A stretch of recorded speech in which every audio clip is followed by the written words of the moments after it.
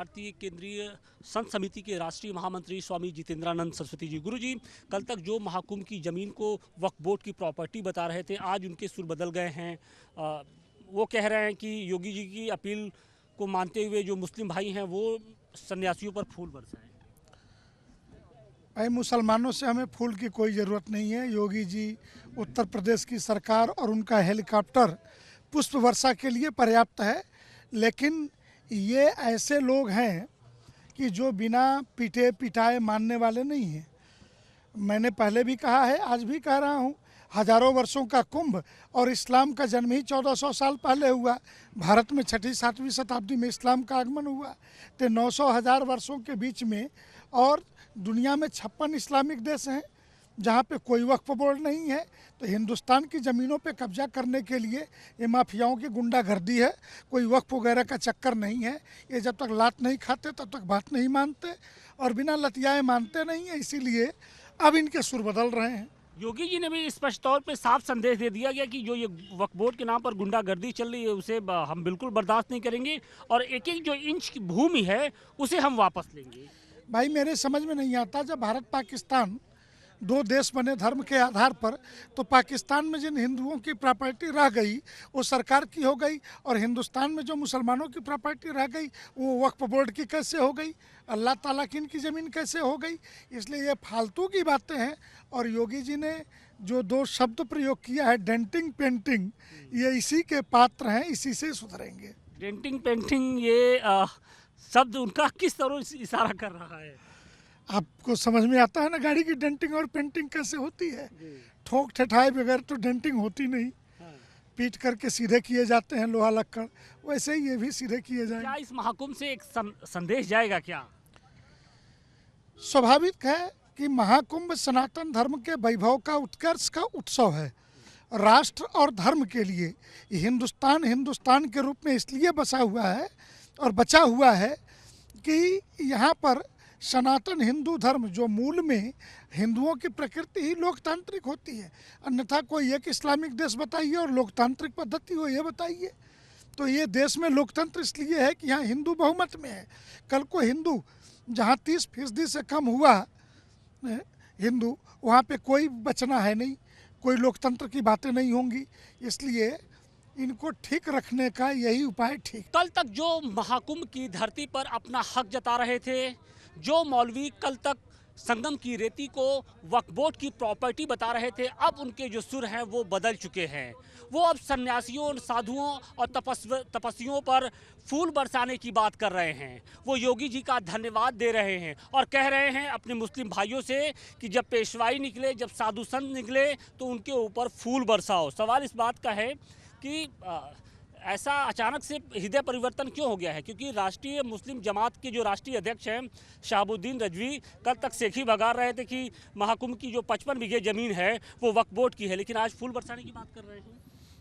ये देश ही सनातनियों का है, ये देश किसी और का नहीं है।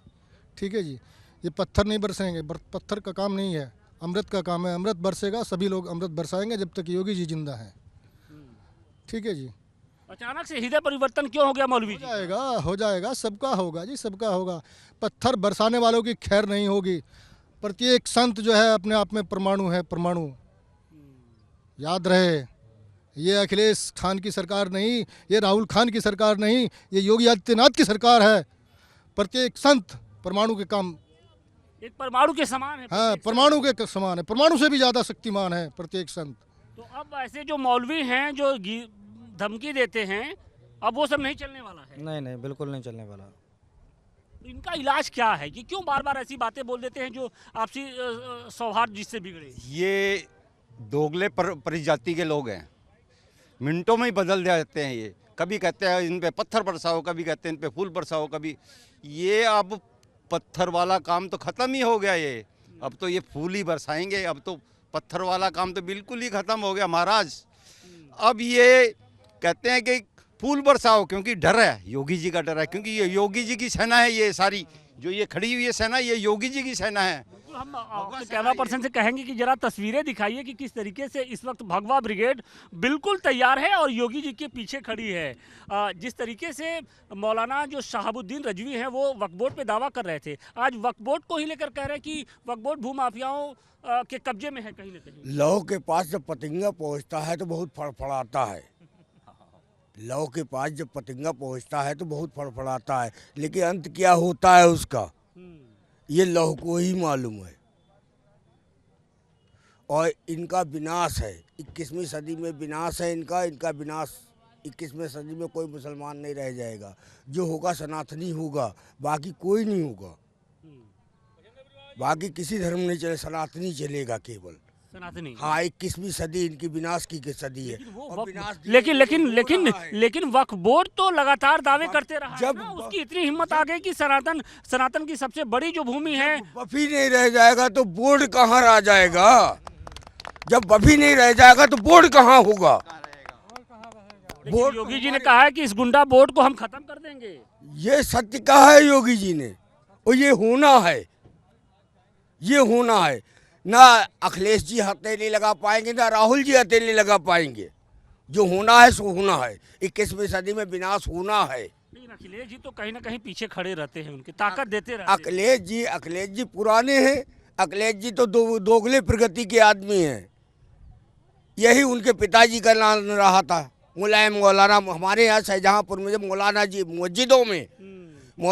मस्जिदों में जाके निरीक्षण कर रहे थे, मंदिर हमारे किसी ने देखे नहीं, देखे किसी सरकार ने नहीं देखे। जब योगी सरकार हंटर चला रही है तब इन मौलानाओं को उनकी आंखें खुल रही है क्या? जी हाँ, यही है। जब तक हम लोग नर्मता बरते तब तक तो मौज लिए, अब हंटर चल रहा है तो मौत दिखाई दे रही है, तो हम लोगों के करीब गुजरे। क्या कहेंगे जिस तरीके से वक्फ बोर्ड दावे करता है लेकिन अब पीछे हट रहा है? नहीं, कोई नहीं हट रहा है। बिल्कुल कोई नहीं हट रहा पीछे, कोई नहीं हट रहा, कोई नहीं हटेगा, सब डटेगा, कोई नहीं हटेगा। राष्ट्र बनेगा ही बनेगा। हम लोग हिंदू राष्ट्र बनाएंगे इसको। सनातन का संदेश पूरी दुनिया में जाएगा। बिल्कुल 100% जाएगा। और ये वक्फ बोर्ड और जो ये मौलवी देंगे ये वक्फ बोर्ड और मौलवी जो है ये अनवांटेड है। ये तो अचानक आ गया ना, ये कैसे, इसका कोई जरूरी नहीं है, इसको हटाना चाहिए। बिल्कुल। तो साधु संतों की ये हुंकार है कि जिस तरीके से वक्फ बोर्ड के नाम पर कहीं ना कहीं जो मुस्लिम समाज है वो गुंडागर्दी कर रहा था, अब उसको करारा जवाब देने का जो वक्त है वो आ चुका है। और यही कारण है कि कल तक जो संगम की भूमि पर अपना जो हक जता रहे थे मौलवी, अब उनके भी सुर बदल गए हैं। वो अब सन्यासियों पर फूल बरसाने की बात कर रहे हैं। तो निश्चित तौर पे जो सियासत है वो फिर से करवट लेती हुई दिख रही है।